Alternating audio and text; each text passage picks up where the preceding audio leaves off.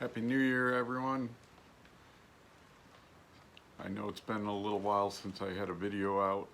I did go up to Buffalo for Christmas, and if any of you saw this news, I was right in the middle, ground zero on that blizzard. So that was fun though. We had a good time, watched so many Christmas movies that I haven't seen in years, so I had a good time. But I'm back at the property, planning out my next couple of months and what I want to get done here before we head back to Wyoming to frame our house there. So that'll be in mid-April or so. So anyways, I'm in the garage or barn right now, and as you can see, there's a lot of stuff. This place tends to be a catch-all when we're doing projects outside and tired at the end of the day, and you just want to get tools and everything out of the weather, so we just kind of throw everything. So today I am going to organize, or start to organize, this barn and get some stuff so we have more room, make it more of a workshop. I want to hang some of this wood that you see behind me. I'm going to set up some little, like off the sides of the walls here, some pieces of wood coming out so I can lay 2x4s and everything nice and flat so they don't curl on me and stuff. But just get them up high, because we don't use our 8-foot walls as much as we should. So we got all that room up there, and might as well put some 2x4s up there, get them off the floor, get a little space, get some organization. There's still a little bit of room up in our lofts at each end of this barn that we can put some more storage up there, and set up some tables and stuff for our saws. And then I got a couple other projects. When I got back, we had a cold spell down here in Tennessee, and I had all the water shut off, taps opened, everything drained, but it still got my hot water tank, so it looks like that's done for. So I think what I'm gonna do is try to do, in the next couple of weeks, take our hot water tank out, and I'm actually investigating going with a on-demand hot water tank that you can get for an RV. So I'll put that in, show a video on that. As far as the house up in the woods and the road and where we're at on the conduit, that hasn't changed since the last video, and that's because we're still waiting on that septic permit to come back. And we've been told through the grapevine and talking with people that you want to get your septic squared away before you really start building. That you could run into problems with the soil. I don't think so, knock on wood, because there is houses all along up in here and all along the road here, so nobody else has had a problem with perk test and how the soil drains in this neighborhood or this area of town. So but you never know, so we want to wait for that, and it's been a hard time getting a hold of the guy to have him come out here. It was supposed to be anywhere from 10 days to 40 days, and it's been well over 2 months now, so since we filed our permit. So we're trying to get that squared away. So until then, all that kind of stuff is on hold, and the weather is still, it's winter here, although today is supposed to be thunderstorms, and it's almost 70 degrees today for the high. I want to get back at that fencing. I still haven't done anything but the T-posts. I got to put the corner posts in, which you can see are behind me on the floor right here, and those got to go in the ground with some bags of Quikrete, and set up a corner so I can pull my fencing. And my fencing's outside behind the barn, and I'll roll that out. And that'll be in the next couple weeks too. I'll get some fencing there and then put some fencing along the back of the property. But that I'm gonna just do baling wire or uh, some kind of wire that is not barbed wire, and just fence it along the fence, T-posts in, but have them maybe 20 feet apart. And there's nobody back there. There is people that own the 20 acres that are behind us, but from what we hear, there's no building going to go on anytime soon, so I'm not concerned about the back of the property. And it's heavily wooded, so it'd be hard to take our regular fencing through that part. So, but I just want to make it known that that's our property line, and it's a good thing to do before starting to build the house and everything. So those two big projects, organizing this barn, what else do I got? The hot water tank, and so that'll keep me busy for the next couple weeks. And then I'm working at a local Lowe's store here in town, and between those two things I'm staying pretty busy without Shannon being here, and the two of us make a good team getting all our stuff done. But so I'm gonna get busy today organizing this barn, and I'll show you some bits and pieces as I organize everything and get some kind of clearing in here. So, all right. By the way, I'm going to show you videos of the dogs in that blizzard that we had up in Buffalo. It was pretty funny seeing them. It was so cold and windy, you almost had to pick them up and take them outside to do their bathroom. But all they wanted to do was run real fast to stay warm. So they had a pretty good adventure up there. They're glad to be back here in Tennessee, and where there's no snow, 65 and sunny right now.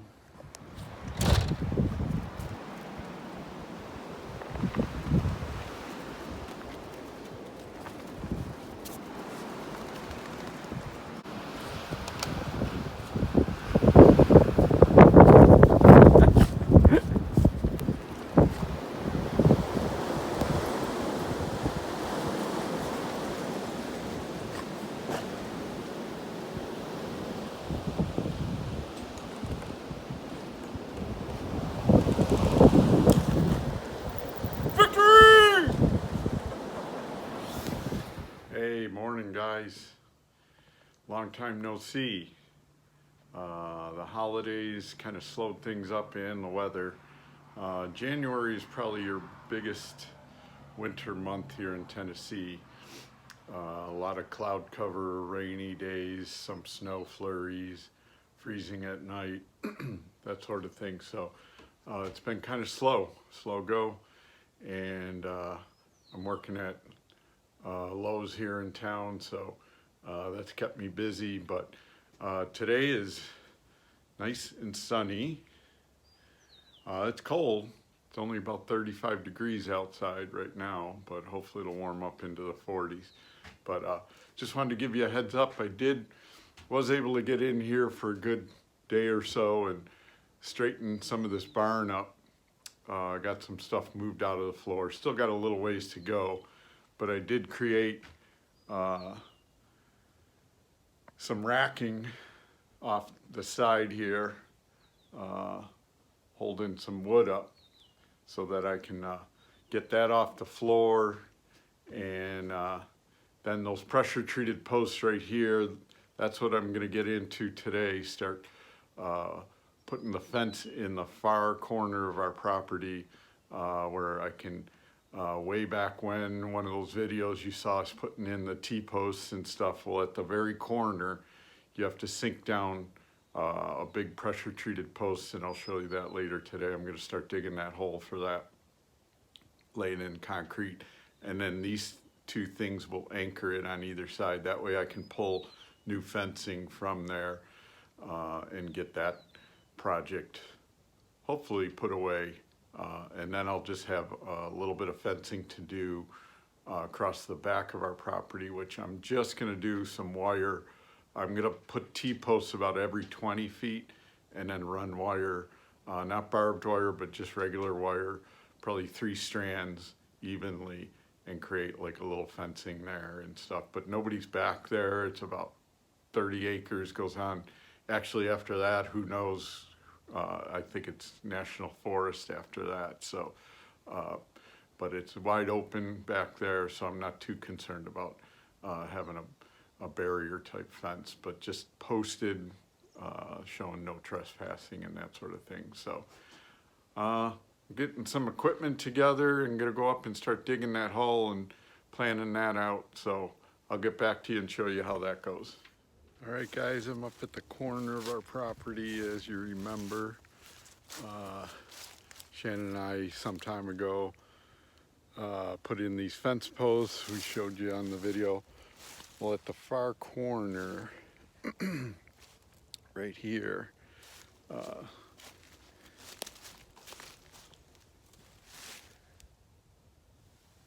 that is actually our corner of our property, that stake.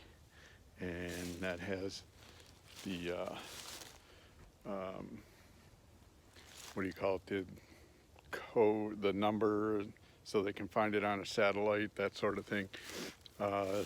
So that is the official corner of our lot. And what I'm gonna do is put a big post, pressure treated 8-inch post there, so that I can pull on this fence from one end and the other and make it a nice tight fit up here like I did down below out in the field a couple of years ago. And then this way, going into the woods and then across to Bill's property, I am just gonna do stakes, because up here, this is no man's land up here. Somebody does own this 20 acres up here, and then I don't even know what's on the other side, but you're starting to get over into the mountains. You can actually see them if all these trees weren't here and stuff. So, and that's National Forest up there, so it's not too far. So there's not gonna be a lot of building going on back here that I know of. And so I'm just gonna put up fence T-posts every 20 feet and then put some, like I said, wire through here. But that'll be another day, another project, because I'll have to go straight through the woods that way and figure that out. So laying those stakes.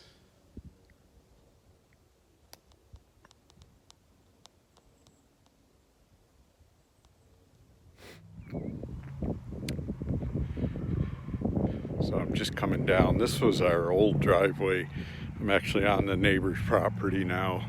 I'm on the other side of the fence from our property, but it's an easy way still to access up to the corner of our lot, which is actually sits behind his house, just the way the land is. Our property is designed like a rectangle, but I guess they call it a parallelogram, where it's almost as if the rectangle is leaning. And so when you get up into that far corner, here's our fence post that we put in in the fall there about a month ago or so. But when you get up there, you're actually behind his house, so you almost feel like you're in somebody's backyard. So it's easier just to continue on this road and bring all the supplies up there. I had a fence post, all the digging tools that I needed. And I just brought one of the big fence posts up there, and man, that was a good workout, because it wouldn't sit on the wagon that I have. I was gonna pull it up that way, but it being round, and gosh, it's got to weigh about 120 pounds or so. It just did not want to sit. So the easiest way was to hoist it up on my shoulder and just carry it, walk it up there. But man, you put 120 pounds on your shoulder, you start walking, it's get you out of breath. Good aerobic workout, let's put it that way. But these are the fence posts. So I got 2 left after this one. I'll probably use them somewhere along the way, but they're pressure treated. And another thing that Bill gave us, he pulled them out of he wasn't using some fencing, and so, but they're gonna create this, that square that I use. See, you put that in concrete and then you can pull real heavy on the fence, make it nice and tight along your property line and stuff. So, but up in that corner, I'm just using one, and I'm gonna put some side slots leaning down either way, so I can pull on either side. But those are the fence posts. Yeah, it's got to weigh about 120 pounds. One of those. It's pressure treated. It's been sitting out here in the rain and stuff, so it's pretty soaked. All right, so dug my hole there with my post hole digger, and because it's been so wet around here, and we're in the woods, and the soil's actually pretty good here. I got lucky, so it didn't take me too long. There's water at the bottom of that, so it shows me that it's still pretty wet around here from all the rain that we've had in the past month. But trying to go down 30 inches, I figure that's good. I got a 4-foot fence that'll go up and meet this, and that with 30 inches will leave me 3 or 4 inches at the top for like a post above the fence post, so, or above the fence. So I figure that's about a good 30 inches. And then so far I think I'm down about 28 or so, so I'm gonna take a measurement, see where I'm at. Might have to dig it out a little, and it looks like it is barely gonna fit in there, so I'm hoping I don't have to kind of remount the sides and stuff to make it fit, but we'll see. All right, there's the fence post in, and it fit like a glove. So put a level on it, level both ways. So I'm not even gonna put, I bought that fence post concrete fast setting, but I'm not even, it just slid right in there and piled up that dirt around it. It'll wash back in as it rains again. But again, I'm gonna have 2 side posts coming down, this one this way and then one going that way for the back side, so we can pull both ways, and those will be anchored in concrete probably about 4 feet out on each side, and it'll just diagonal, so you can, what you can do is then just pull against that, and it's not going to go anywhere because that's anchored in concrete, and then it's tied to the side of here. So I'm going to go down and make those right now.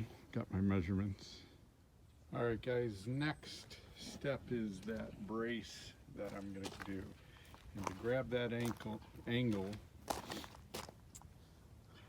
I got one of my braces acting as the post up in the woods where I just put the post in the ground.